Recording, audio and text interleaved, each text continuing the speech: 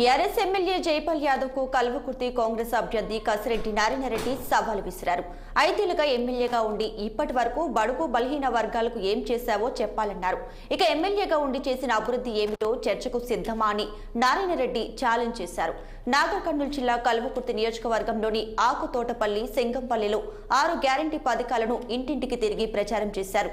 తెలంగాణలో కేసీఆర్ ని ప్రజలు నమ్మే ప్రసక్తి లేదని ఈ సందర్భంగా కసిరెడ్డి పేర్కొన్నారు. రాబోయే రోజుల్లో తెలంగాణలో కాంగ్రెస్ ప్రభుత్వం రావడం ఖాయమని తెలిపారు.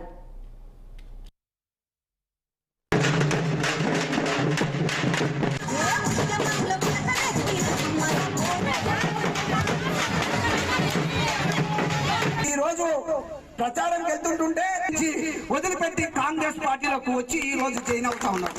ఎందుకు జాయిన్ అవుతుందంటే కేసీఆర్ ముఖ్యంగా ఇక్కడ జైపాల్ యాదవ్ చెప్పేటివే అబద్ధాలు.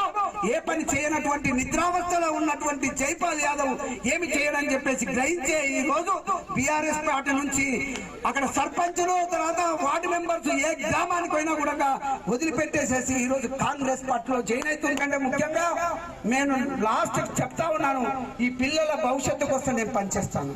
ఈ పిల్లల భవిష్యత్తు ఉంటే ఏమైతే చెప్పిందో మా కిలో కాదు 10 కిలోలైనా వద్దు, పిల్లల బంగారు భవిష్యత్తు కావాలని ఏదైతే చెప్తున్నారో దానికోసం పనిచేస్తాను.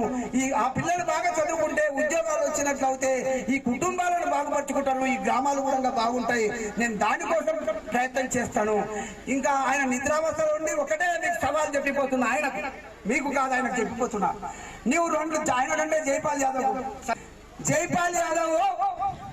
ఏదైనా పని చేసి ఉంటే 5 సంవత్సరాలు అయింది నువ్వు ఎమ్మెల్యే గుర్తు పెట్టుకునే విధంగా ఇక్కడ బడుగు వర్గాలకు ఏమన్నా చేసి ఉంటే చెప్పు, నేను ఇదే చౌరస్తాలో నిలబడతా.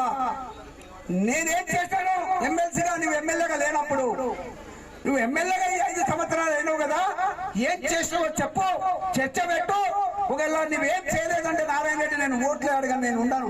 ఇంకా నన్ను గెలిపిస్తే నిజంగా మీరు చర్చ చేసుకున్న తర్వాత మంచిగా అనిపిస్తే మీరు నన్ను గెలిపిస్తే నేను చెప్పినటువంటివి ఖచ్చితంగా చేసి తీర్తానని చెప్పేసి